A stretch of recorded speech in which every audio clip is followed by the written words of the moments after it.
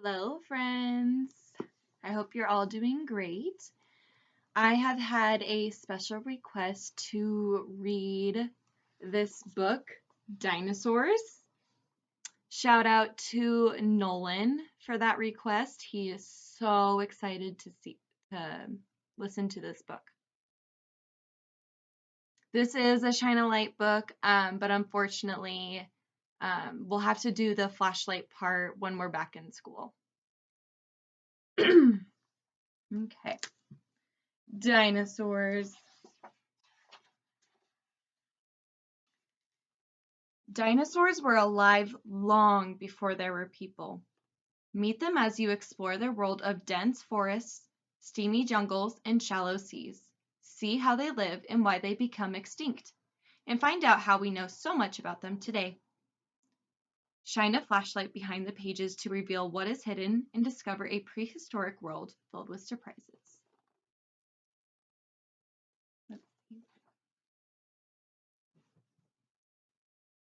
Dinosaurs weren't the first animals on Earth.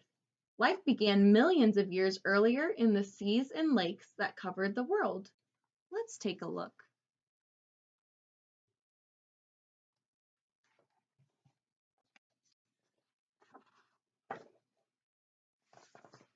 The first living things are simple organisms. Over time, many different kinds of plants and animals appear, and some move from water onto land. Soon, new types of plants cover the land, and different animal groups appear. One group is a kind of reptile. Can you guess what it is?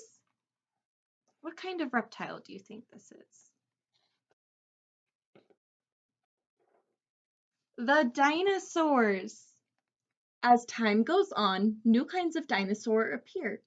They quickly become the biggest, most awesome animal group on land. This dinosaur is a Pasanosaurus. This is an Eoraptor. And this is a Plateosaurus. This big dinosaur right here. Many of the earliest dinosaurs are small Coelophysis. Coelophysis is only about 3 feet tall and is a fierce hunter.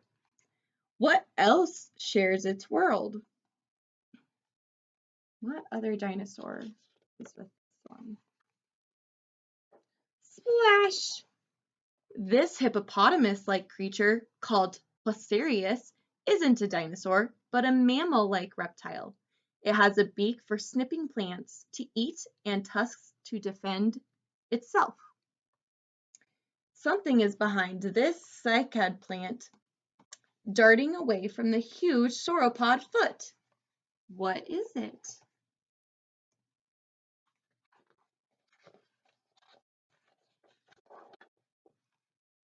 Oh wow, this is a big word. It's Compsognathus. This dinosaur right here. This speedy dinosaur runs quickly on 2 legs. It is the size of a turkey. That's really small for a dinosaur. It goes zoom. This dinosaur here is Giraffatitan, and it is taller than a 4-story building. Its long neck reaches up, stretching to pull tough leaves from the treetops. How does its massive neck move so easily? Well, how do you think it moves so easily?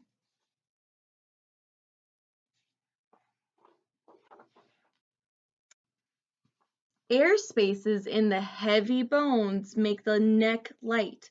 Its small head and brain don't weigh much either. So these little spaces here, they're called air pockets, air spaces.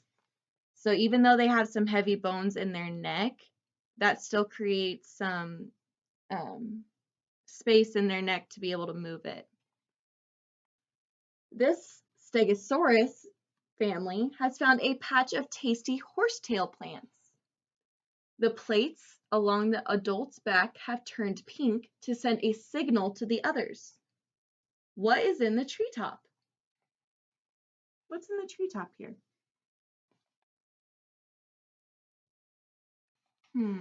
Let's find out.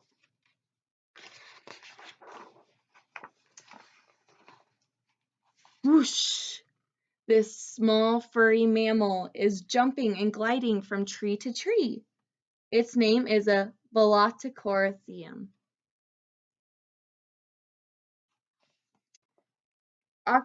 Archaeopteryx is an early kind of bird.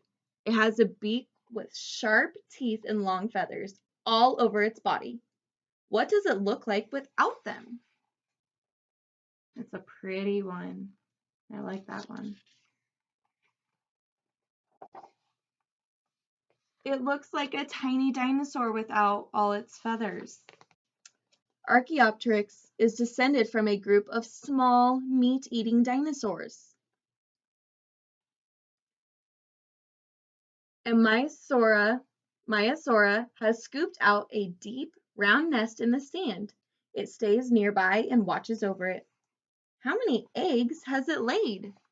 Can you count how many eggs that the dinosaur has laid? We can count together. 1, 2, 3, 4, 5. And it looks like how many of the eggs have hatched? 1 egg.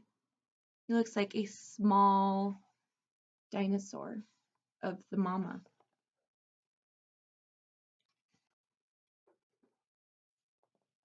Five eggs.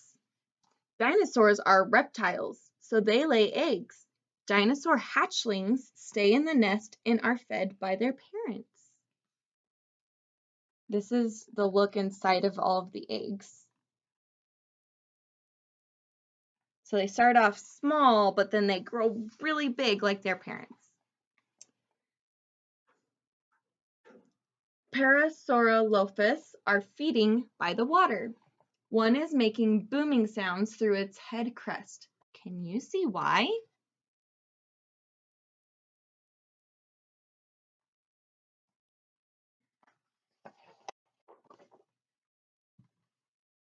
It's a Dinosuchus, one of the first crocodiles.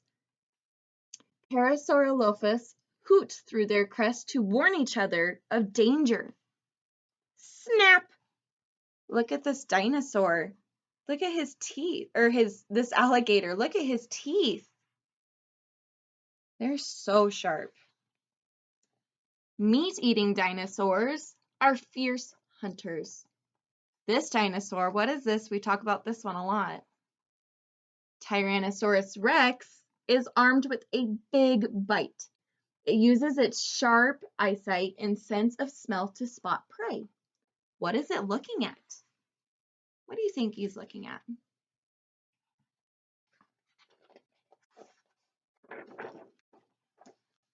A triceratops. Even though this dinosaur has bony horns and a strong beak, the Tyrannosaurus can easily crunch it up. Roar!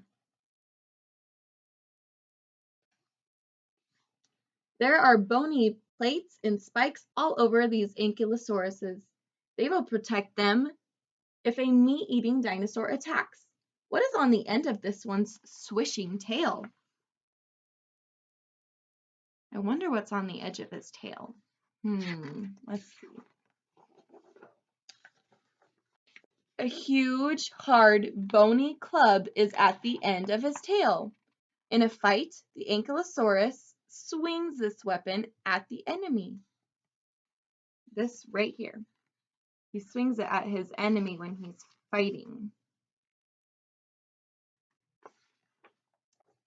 This hungry Bronx has a crocodile-like mouth filled with pointed teeth. It is crouched over the water, watching something. Can you see what it's looking at?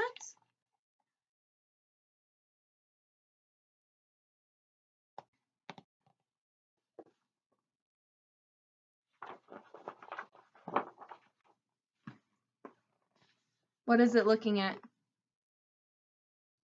Fish. The dinosaur uses the large claw on its thumb to hook fish out of the water like bears do today. So they use their claws.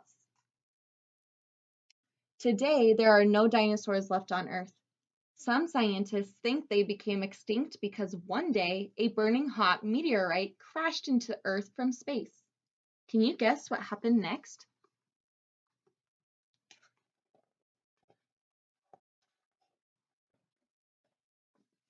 A dust cloud filled the sky and blocked the sunlight. Plants died and the world became colder. There was not enough food for the dinosaurs to eat, and they died out. Look at all those bones. Dinosaurs have been extinct for millions of years, but we know they lived because of the fossils that scientists find. What is buried here? What do you think we're going to find behind this page? It's the fossil of a stegosaurus. Fossils are the bones or other hard parts of something that was alive, which turned into rock after it dies. If the dinosaurs died out, how are these triceratops still alive? Let's see. They're not real.